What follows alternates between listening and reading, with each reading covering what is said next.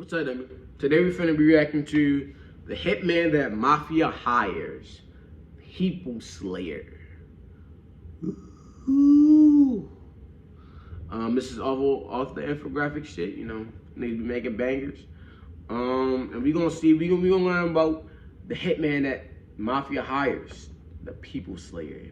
He slays people. It's like a bad man. Let's get to it. By his own count, he killed 150 people. What the fuck? Child dissolved in acid. He launched a campaign of terror against the Italian government and police forces. And this nigga's crazy. He's a free man, and he could be living right next door to you. Whoa! By his own count, he killed 150 people. He ordered a child dissolved in acid. He launched a campaign of terror against the Italian government and police forces. And today, he's a free man, and he could be living right next door to you. He's free?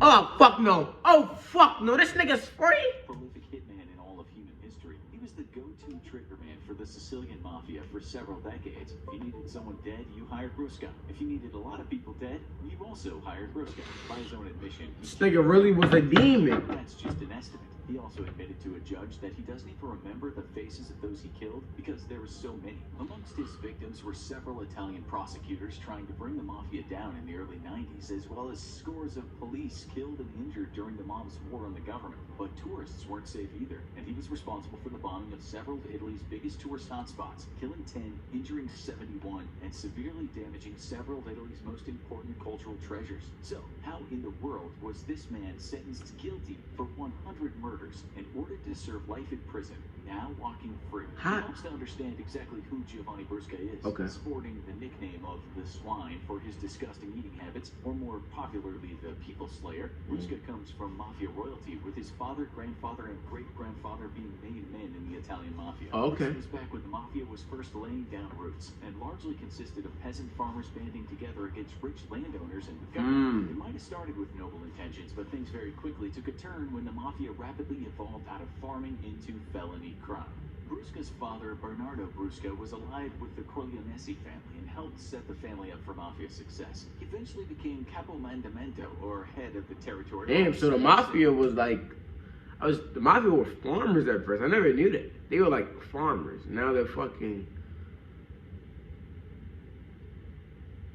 I guess like gangs and motherfucking do illegal shit. Thanks to good old-fashioned nepotism, Giovanni and his two brothers were ushered into the upper echelons of the Italian Mafia. Where Brusca's father was sent to prison for multiple murders, he became the head of his father's old territory, cementing his position as Mafia Don.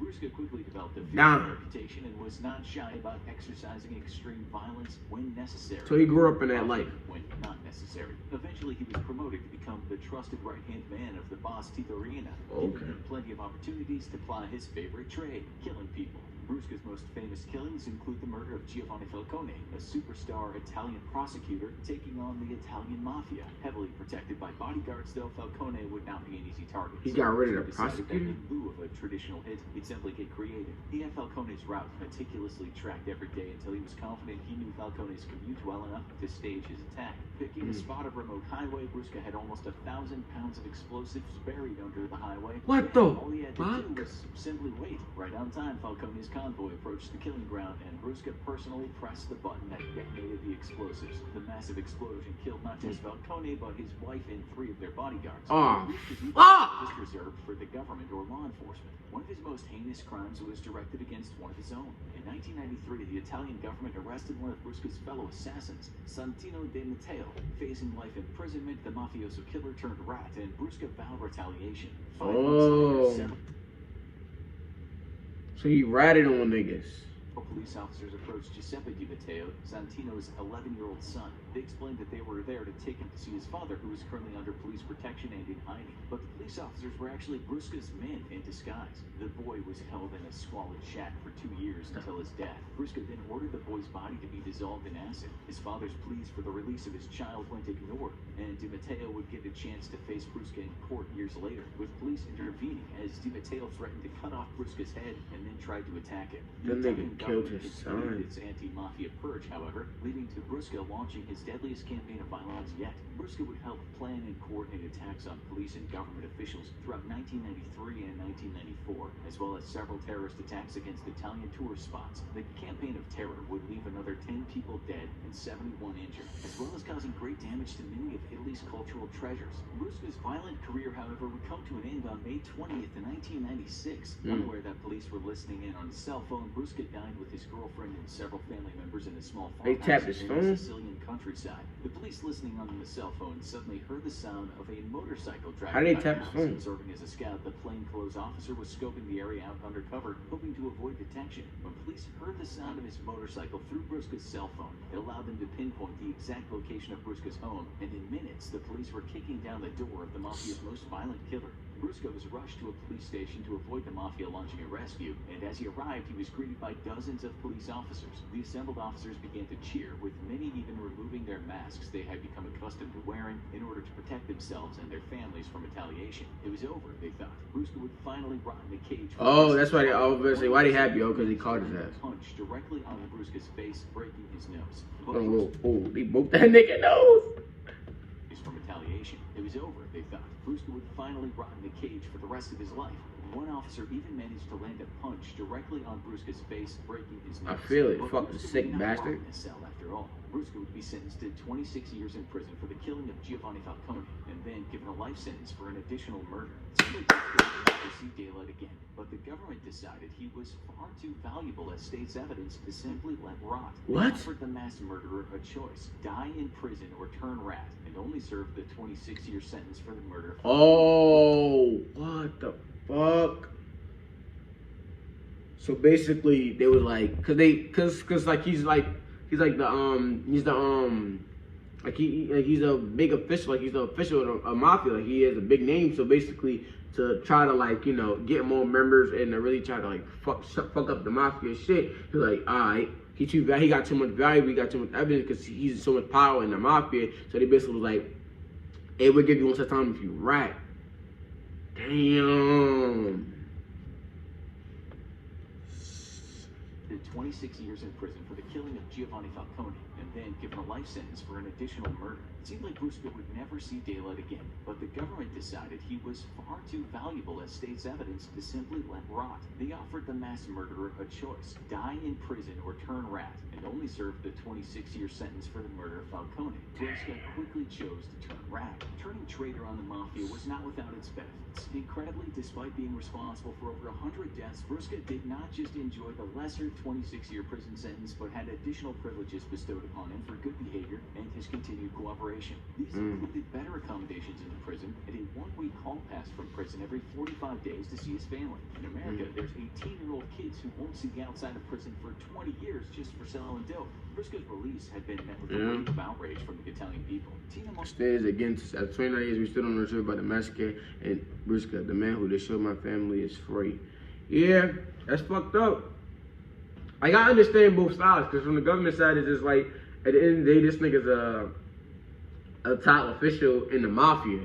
So if we get this nigga right and tell the niggas business, then we can get out bigger threats. We can get people, we can get other guys who are just the same, and we can get them out. We can try to like fuck up the Mafia shit, and we can like try to arrest the Mafia, and arrest a lot of the guys and find out they get a bigger. But then I also think like at the end of the day, the nigga killed 100-something motherfuckers. He killed 100-something people. Like, to let that nigga free is crazy.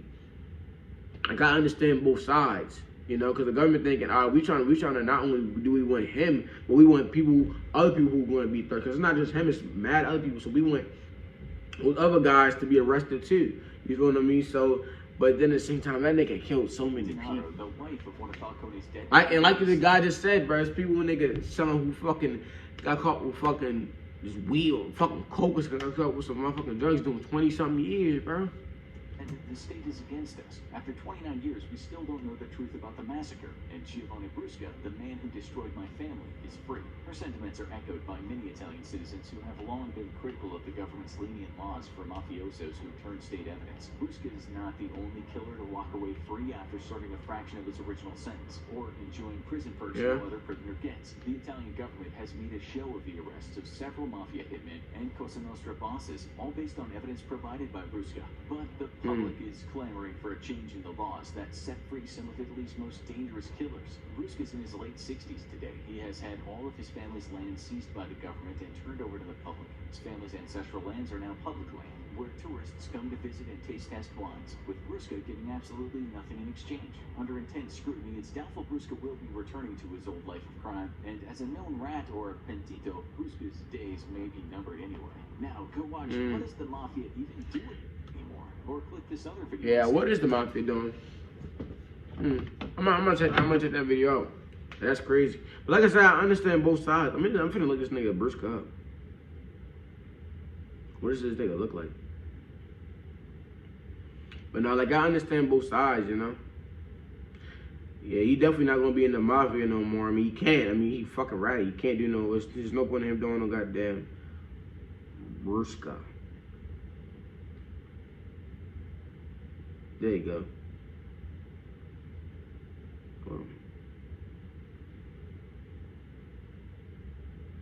Oh, this fat ass nigga. Look at this fat ass nigga. Look at him. Look at this. Look at the motherfucking fat ass nigga. Look at that fat ass nigga. Fat ass motherfucker. Fat ass. Look at him. Hell no. Look at this goof ass smiling and shit. You fucking sick bastard. Sick bastard. Sick nigga right there. But yeah. That was a good video. Shout out to Infographic. They make banger videos. Yeah. Peace.